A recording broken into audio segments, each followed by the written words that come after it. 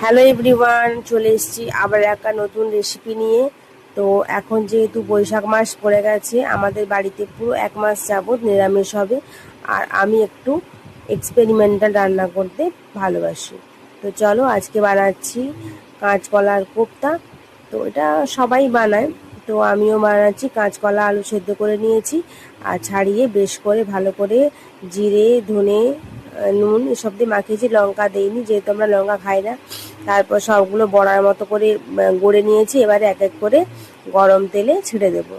ওরা একটু গরম তেলে চুপাচুপি করে নিক, স্নান টান করে বেশ কড়মড় কড়মড় করবে সেভাবে ভেজে নেব। ভেতরটা মানে এটা একটু লো ফ্লেমেই ভাজতে হবে। তো লো ফ্লেমে দেখো সুন্দর বেশ কালারটা কি সুন্দর এসছে না? তো বেশ সুন্দর করে ভেজে নিতে হবে কম জ্বালন দিয়ে। উল্টে নিচ্ছি। এবারে দু পিঠ ভালো করে ভাজা হয়ে গেলে তুলে নিয়ে বাকিগুলো আবার ভেজে নেব। তো যেহেতু 1 মাস পুরোপুরি নিরামিষ, তাই জন্য এখন চলবে। তো এখন আমি কিছু কিছু রান্নার ভিডিও শেয়ার করব। ভাজা হয়ে গেছে, এবারে গরম তেলে আবার মশলা যেমন আদা জিরে ধনে হলুদ গুঁড়ো লঙ্কা গুঁড়ো সমস্ত কিছু দিয়ে দিচ্ছি আর ভালো করে কষিয়ে নেব। তো কষানো হয়ে গেছে, তেলটা দেখবে যখন চুঁয়ে চুঁয়ে আসবে তখন মশলাটা কষানো হয়ে গেছে। আর গরম মশলাও দিয়ে দিয়েছিলাম।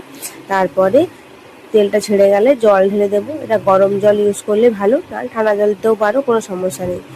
আর একটু বড়াটা চেখে নিলাম, কারণ না খেলে ঠাকুর পাপ দেবে, ঠিক আছে।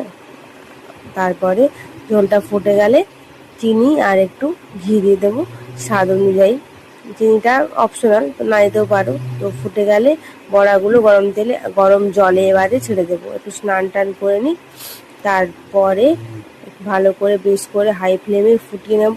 ফুটে নিলেই হয়ে যাবে আমাদের টেস্টি টেস্টি সয়াবিনের কোপ্তা। তো তোমরা বানালে অবশ্যই আমাকে কিন্তু জানিও। টাটা, দেখা হচ্ছে নেক্সট ভিডিওতে।